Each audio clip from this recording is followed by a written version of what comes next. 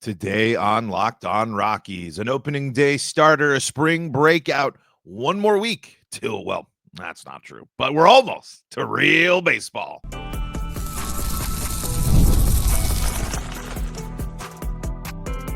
You are Locked On Rockies, your daily Colorado Rockies podcast, part of the Locked On Podcast Network, your team every day. Rock on Rockies fans, welcome into the Locked On Rockies podcast for today, the 17th day of March in the year 2025. I'm your host of the Locked On Rockies podcast, Paul Holden, bringing you your daily Colorado Rockies talk right here on the Locked On Podcast Network, where you can find your team every day. And if your team is the Colorado Rockies, guess what? You're in the right spot, because that's what we do around here each and every day, free and streaming on your favorite streaming services, bringing you that daily Colorado Rockies talk right here on the Locked On Podcast Network. If you want to be part of the show, if you want to fire off your Rockies hot takes, if you want to let me know what's on your mind, well, then the best place to go is the Locked On Rockies YouTube channel, where you can not only see the video portions of the podcast, but you can fire off your Rockies hot takes. You can let me know what's on your mind, like so many of you have been doing, and so many people have their thoughts on Dick Monfort. We'll talk about those later on in the show today, but there's some Rockies news to talk about first, and we will dive into all of that and more on today's episode of Locked On Rockies. Before we dive into everything baseball, Rockies baseball related, gotta let you know, today's episode is brought to you by Monarch Money. Take control of your finances with Monarch Money. Use code LOCKEDONMLB at monarchmoney.com for 50% off your first year. Okay, so a couple of things, couple of news of notes from the weekend. Pitching wise, two big pitching news items from the weekend. We have the Rockies going with Kyle Freeland, naming him as the opening day starter for the fourth time, a franchise record for the Colorado Rockies. And Austin Gomber is going to begin the season on the injured list, but it's all dealing with that left shoulder soreness there that he's been dealing with the last 2 weeks.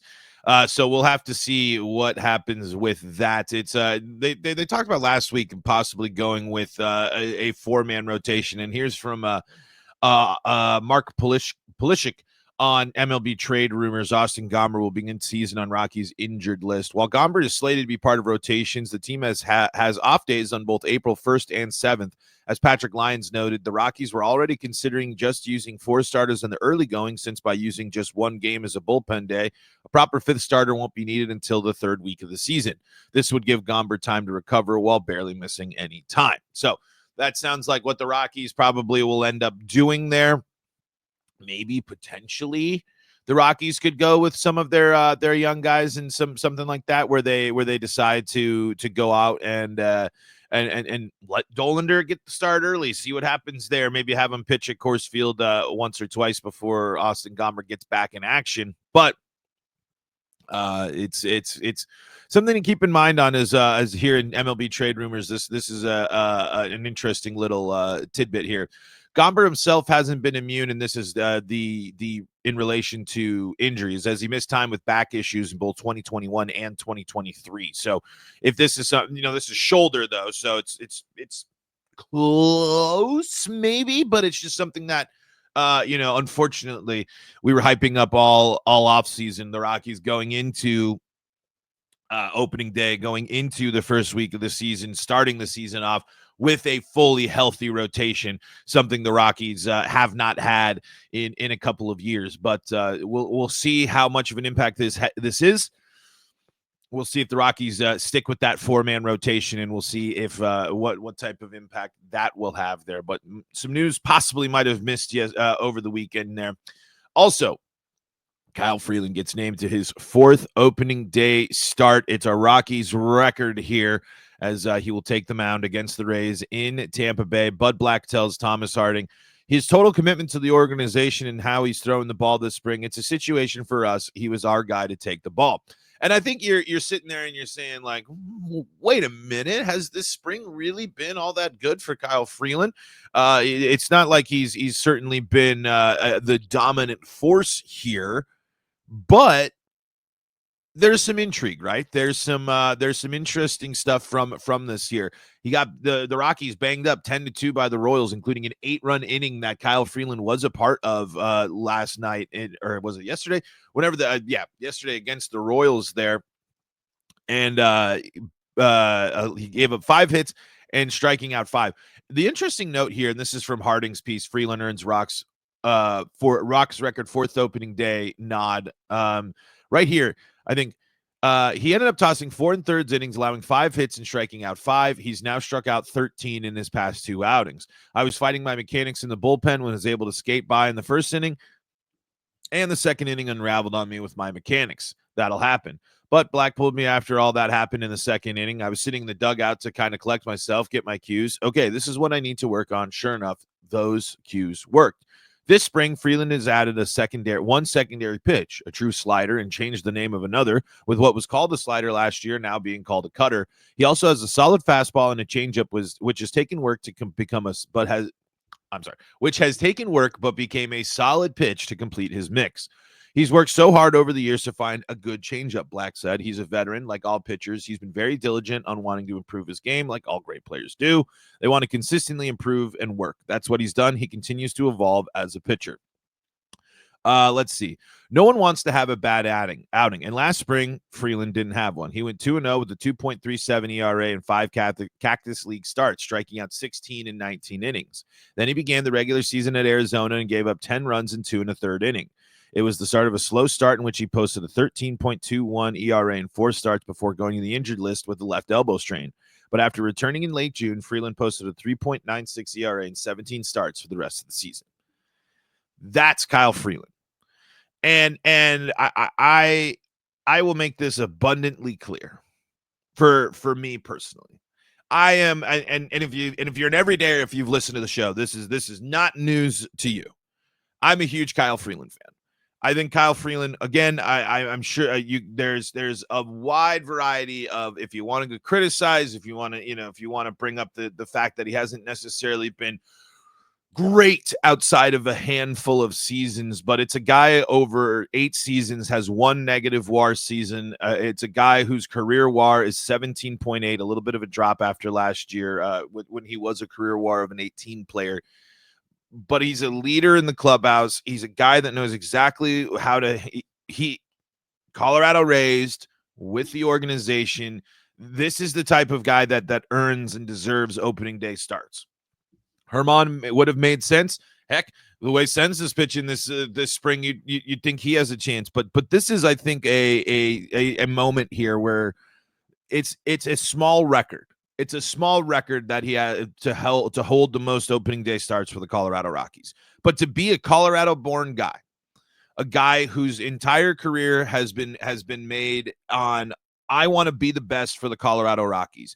I don't want to I'm not trying to be a pain and force my way out of a difficult situation. Let it be the situation I have to pitch in the elements, or the difficult situation behind the scenes in this team. This guy has embodied being a member of this team. This guy is proud to be a member of this team. And I think this is a great way to change and flip the script a little bit for him. Not only let him allow himself the chance to get this season off on the right foot. Allow him the opportunity to make up for last year and to keep learning and growing and going through what he's going through. I think the one thing that's kind of nice in a weird way to say is last year it was kind of like full steam ahead. I'm so pumped on Kyle Freeland. I can't even begin I mean, we saw the increase in velocity. We saw the pitch mix. We saw the great spring. And then, of course, we know what happens on opening day. But that last part about the adjustment for Kyle Freeland is just so important. He's a guy that cares so deeply about being good, not only good, but great at his craft and contributing to being a winner. And it's not to say that the other members of the Rockies pitching rotation don't have that. That's not what I'm trying to say. I'm just saying it is abundantly clear that Kyle Freeland is a leader in this Rockies rotation. He is someone that not only the young guys look up to, but I know the veteran players on that team also look to him as a leader in that clubhouse, as a key piece of this organization. If he's rolling, the team's rolling. And that's what I think has to happen a lot more, where we talked about the frustrations with the Rockies being them. It's like one side of the game is on and the other's not. It needs to be a full meld for the Rockies. They need to back up their pitchers, and the pitchers need to back up their offense and keep games close, and vice versa. And I think this is a way for not only Freeland, but for the Rockies themselves to set a different tone and send a different message to start this season. You're already kind of opening the season up in an interesting and unique environment against a team that's kind of in an interesting spot. A good team, mind you. The Rays are still a team with plenty of talent on it, but there's a lot of weirdness going on with them, and it's going to be a weird opening day. You kind of want to be able to turn to the guy that you're feeling pretty, at least he's been there. He's been your foundation piece for a while. Is he gonna blow socks away? Is he gonna be a Cy Young? We'll see. But the point is, this is a dedicated guy that if you are a Rockies fan and you've been looking for the people to root for, and the people and looking for the guys that clearly care about this team and their success, Kyle Freeland is at the top of that list. And again, it's kind of good to see this year a little bit of handling the adversity, what's working, what's not going into this season with just kind of for me a full steam ahead. This hype train can't be stopped. It's a good reminder that I think with all the positive stuff that we can see from the Rockies and see from the team this spring. I think games like this against the Royals, the losing streak stretch a little bit ago in the tough weekend where it started getting that's the kind of type of reminders that it's just like, oh yeah, there's still a lot, there's still a long way to go, and this is just spring. So I think really to put a bow on it and put to conclude here, I love this move. I think this is a move that you're giving back to your guy. You're showing that, hey, we know that you're our leader. We're confident in you. Let's do this thing. Let's give you another chance to start this season off right. It's certain, and you can have your reservations, your qualms, your issues with Kyle Freeland, especially when you look at the career, and he has back in 18 when he and 17 when he's just dominant, 3.4 WAR in 17, 7.8 WAR in 2018, and he hasn't really been able to get up to that since then. But it's not just him. I mean, just think about the state of the team for most of these years, and for most of the seasons, he's not only been a positive contributor, but a solid contributor to the Colorado Rockies. 6 out of his 8 years, he has been a positive contribution to the Colorado Rockies. Last year, he was basically it was a net neutral kind of thing there. But this is the type of move where you're showing respect to a guy that has given your organization a lot, and as time and time again shown that he's a leader in your clubhouse and someone that deserves this. And here's actually one more little interesting thing before we take a break here about opening day. Let's see here. Freeland, 31, will surpass current rotation mate German Marquez in opening day assignments. The pair have started every Rockies opener since 2019, with Freeland having done it in 19, 22, and 24, and Marquez receiving the assignment in 20, 21, and 23. That just, when we talked about the return of German Marquez, when we talk about the significance and the importance of Kyle Freeland, that sums it up right there. These guys have been turned to since 2019 to be the opening day starters for this team. And then that means something. That matters.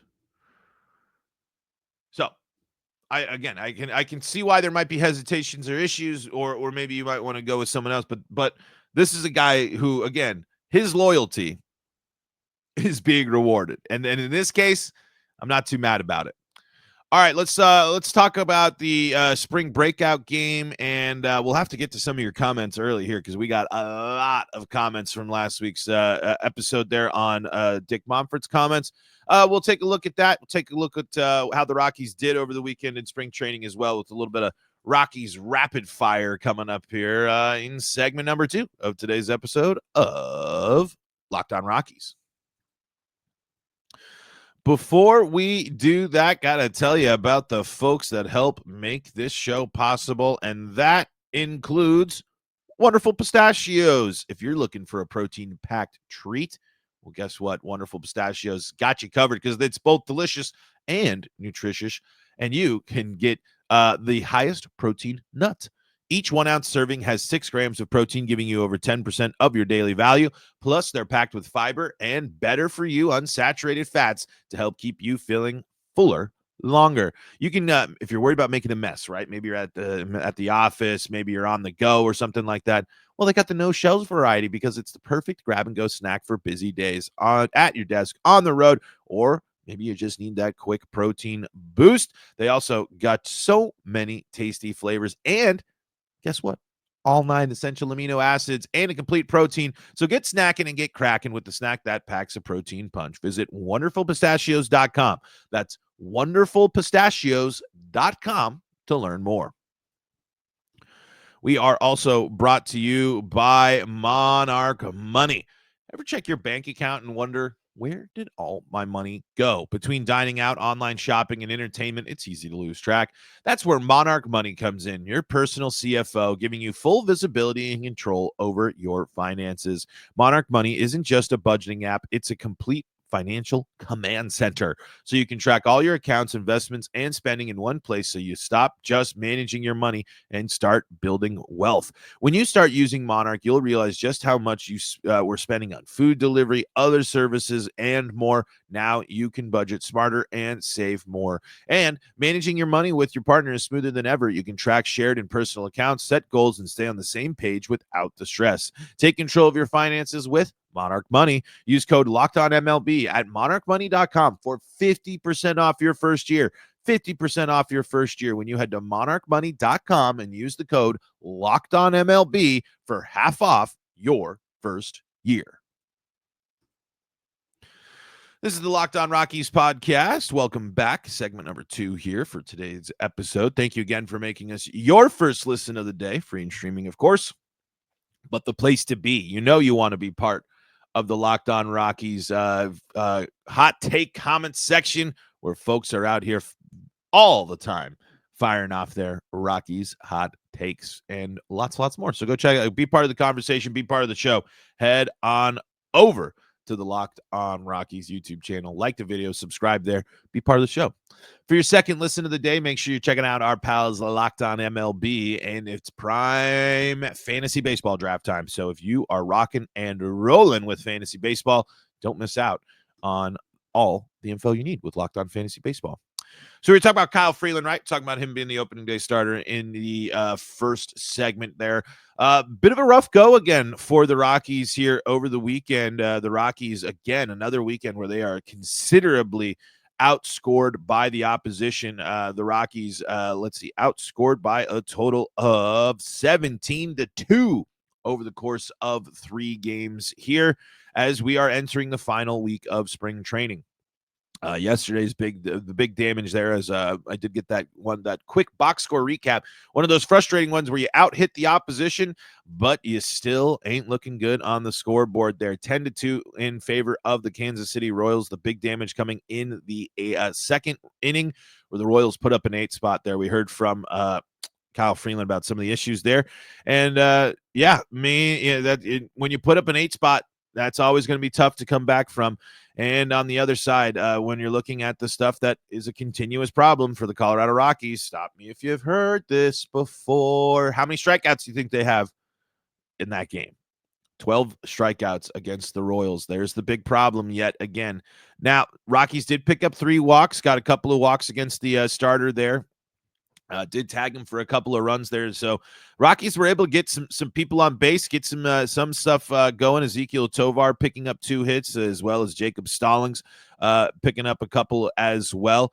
but not able to really do the big damage there.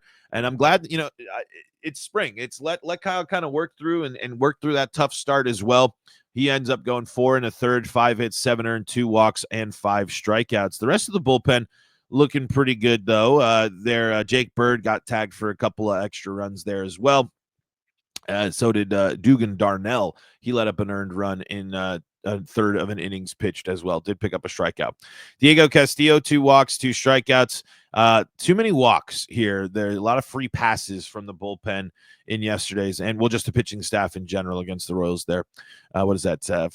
Was that 6? No, 7 walks from Rockies pitching yesterday. That's just bad vibes all around. So looking to keep shaking off the rust here as the team's going to be looking to formulate and continue to start making its decisions here on who's going to be where, who's going to be starting, as there's only 1, 2, 3, 4, 5, 6, 7, 8, 9 spring training games, less than 10 spring training games left for the Rockies to be deciding who is getting who's making the cut, who's joining the team. And there's still, I think, a lot of decisions left to be made here. So yeah, the other, if you're curious about the other types of games here and what might have happened and some of those, let's go take a look here at the strikeout totals. Guess what? 10 strikeouts against the White Sox in the loss. And then let's go back to the Rangers, which unfortunately in that one, real unlucky. I can't remember who hit a scorcher of the line drive, and it hit John Gray right in the wrist, and he fractured his wrist, I believe, and now he's going to miss some time. Totally unfortunate, but you're talking about a guy we root for here on the show, a guy that we're always rooting for is indeed John Gray. So we're hoping for a speedy recovery for the Gray Wolf there. That totally stinks. And totally unlucky too. What can you do? Just how it goes sometimes there. Rockies pitching doing well on the strikeouts in that game there. The Rockies pitching staff picking up what was that? 13 strikeouts in that game, 12, 13 strikeouts in that game. That's good to see. But the offense unable to do anything. And stop me if you've heard this one before. The Rockies struck out over 10 times. Let's see. They are at 12 strikeouts for there. So the Rockies have struck out double-digit times now in their past 3 games, and they have lost a considerable amount over those last three games. It's a problem. And this is way too late in the spring, and I'm not just going to sit here. And you can go through, and we can see who's playing where and how many guys are being subbed in. I don't care. At this point, and what we know with the Rockies, if the Rockies strike out 10 times, they will be in a great chance to lose. Great chance to lose. Can't say it'll happen every time because that it doesn't work that way. But it's something that we aren't seeing much. There's not a lot of reason to be super pumped right now about that part of the game, about this element for the Rockies. It is I think something with when you're looking for your warning signs, when you're looking for the canaries in the coal mine, it's the strikeouts again. Another big thing happened was the spring breakout game. I'm not going to lie, didn't have a chance to tune into a lot of this, but the big story, Adiel Amador has a 2-run blast. The Rockies picking up the dub, looking pretty good there, holding the Rockies pitching prospects, holding the White Sox prospects to only 3 hits in the ball game there. And keep picking up the dub as well. I'm trying to see who else scored. Let's see. What's scoring? Here we go. Amador had the big blast, and Kyle Karros had a triple and scored there. And Andy Perez scored, so that's what the difference was there. But again, I think when you're looking for some nice signs there, of course, Amador hitting the big fly there. And I love this. I love these spring breakout games. I think this is such a cool idea to get so many young guys in front of people, and to just continue to make spring this place where to really integrate the young guys, really integrate the minor leaguers and the prospects, because the more you can keep doing stuff like this, the more you can be building passionate fans down the line and get people excited there as well. So Not a lot of analysis, I think, from the spring breakout game, but I just wanted to at least bring that up there. Super cool to see. Again, the big thing I'm excited about there, as always, is Amador. Got that brief cup of coffee as he continues to grow. He's going to be someone to watch. What type of role will he be playing there? Benny Montgomery was on the field as well, which is always a good sign if you're someone trying to keep track of yet another guy out there. Let's see, and there's just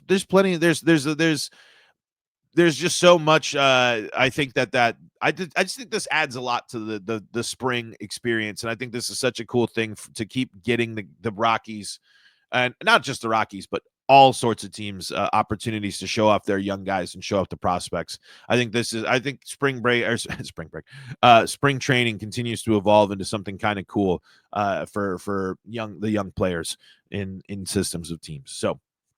I know not a lot of analysis there. My apologies for that. That's why there's lots of other people talking spring breakout games there. I want to get to some of your comments from the Dick Monfort conversation. We're going to do that coming up next on today's episode of Locked On Rockies.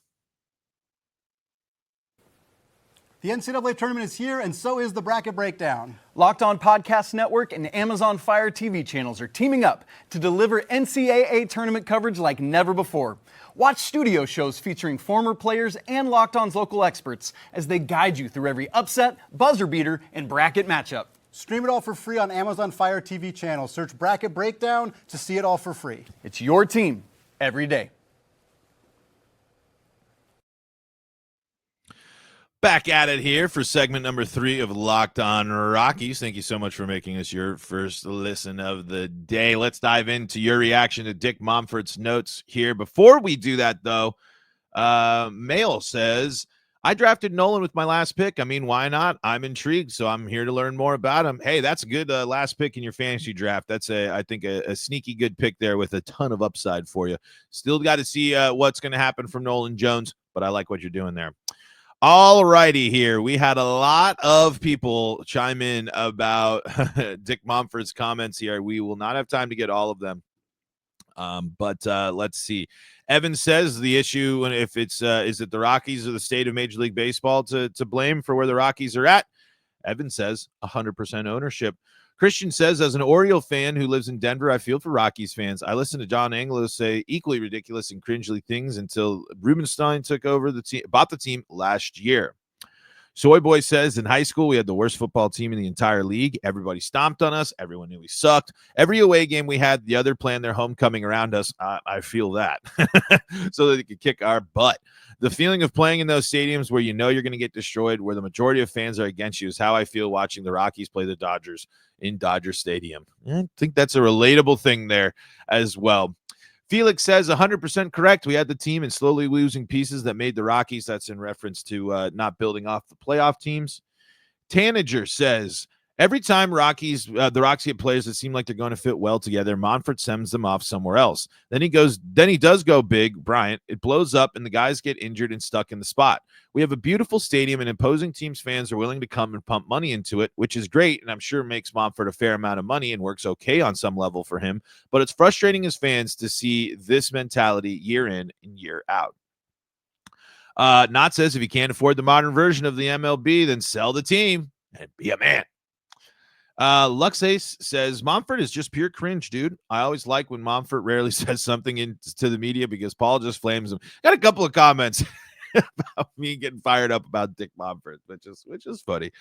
But ain't gonna help my chances, help my relationship with the team at any point, I'm sure. But anyway, let's see. Megatron says Monfort is a real comedian, isn't he? I mean, who wouldn't want to laugh all the way to the bank while small market teams struggle? It's not like he has any other options with all that central pool money rolling in from the Dodgers and Yankees. Timothy Adams says it's the ownership. I understand there are issues with balance, but teams like the Rays and the Royals can be very competitive, and they aren't in huge markets. It also can be put on the players for not necessarily living up to their best. I think these are very valid points. It's why when I talk Rockies, when I think about the Rockies, I preach that where's the creativity? Where these other teams, the Rays, were at the bottom of the AL East forever, an afterthought, and then they started getting creative, and now they're in the mix just about all the time. So where's the creativity? Let's see. Drew says easy. Rockies owners don't ever spend and then spends on the wrong players. Jim says, I agree that things have gotten insane in Major League Baseball with money. That being said, Monfort is like a 10-year-old boy who's told by his parents to get 3 pieces of candy a day from his candy stash from Halloween, and he agrees with it. But one day he decides to eat 8 pieces and gets in trouble and gets punished and cries foul. TK says the reality is Dick is correct in a lot of ways, but it doesn't change the fact that he is an owner and that just wants to make money instead of putting a fair amount of money into putting together a winning team. But baseball does need to fix the salary cap issue. With the collective bargaining agreement ending, it's going to be interesting to see what it looks like when everybody gets together. I think the stage is set for a very, very, very interesting conversation. I think the Dodgers, I mean, and again, I am not someone that's saying, woe is me, Dodgers, all this stuff. I do think the Dodgers have set this. The Dodgers, the huge shift from regional TV markets to streaming. There's going to be a bunch of stuff that's going on with the CBA. That's going to be an interesting conversation. And here's the Marco. I have to say, my favorite podcast every year is the one immediately after Dick Monfort gives a notable interview and Paul eviscerates it completely. I'm glad you like it, but just speaking my mind as a passionate Rockies fan. Eric says, Rockies fans need to stop showing up. That is the problem. Disagree with you there. I don't have enough time to go into it, but I think I am going to dive into this again here this week. We have talked about this in the offseason, Eric, if you're checking out the show, but I know that there's a lot of stuff to dig through before you get there. So if you're checking out the show, I want to dive into this concept a little bit more because I hear what you're saying. I don't agree with you. Again, if you're a baseball fan, if you're a Rockies fan, it's okay to go to the ballpark, in my eyes. That's just the short version. TK says, strange to see Peralta struggle like that. He has so much talent. Again, yeah, spring. I mean, baseball, people are going to struggle. And let's see. Sell the team, Monfort. It's crazy how big of a clown Monfort is. Catch me again in July. He mentioned how in 2007 we developed players like Tulo, but look at what we have now with Tovar. He's more RBI, more home runs, and more gold gloves than Tulo had in his first season. The problem isn't the Dodgers or Mets spending money. Sure, it sucks, but any team can do that. The problem is you, Mr. Monfort. Look at the teams like the Rays, O's, and even the Padres. The Rays have made the postseason for the past 5 out of 6 seasons, despite having one of the lowest payrolls. Look at the O's, who just rebuilt their whole team to be competitive and still having a small payroll. And look at our division rival Padres. They have superstars like Tatis and Machado, but their payroll was only 15th out of 30th. We were 17th. When it comes to owning an MLB team, Monfort knows how to make Coors Field a good place to go, but he does not know how to make a good product on the field. You can tell he likes baseball and is a fan, but he doesn't care about winning whatsoever. TK adds, another one here. Shocked to see Freeland as the opening day starter. I have a funny feeling the first game doesn't start out well. Believe in our boy, Kyle. Believe in our boy, the Rockies, here as we are going to wrap up there. I know. Tons more to that we could have dove into there, but you guys all really were giving out your thoughts, and it shows. Again, I think the frustration with Rockies ownership in the front office is reaching a high point. That's why so many people. That's why I get fired up when I see interviews like that, and that's why you, the fans, tuning in and commenting and letting me know. It shows that you all are fired up as well. All right, folks, that's going to do it for today's episode of Locked On Rockies. We'll be back in action all week long, so don't miss out. Make sure you're subscribed to the Locked On Rockies YouTube channel. We just hit 1,100 subscribers. I can't thank you enough, folks. You are showing up and tuning into the show and supporting big time. So thank you for that. Folks, for your second listen of the day, go check out Locked On MLB. And if you need more Colorado sports coverage, Locked On Broncos, Locked On Avalanche, Locked On Nuggets, and Locked On Buffs, look out this week, too. The NL West Division Season Preview coming up.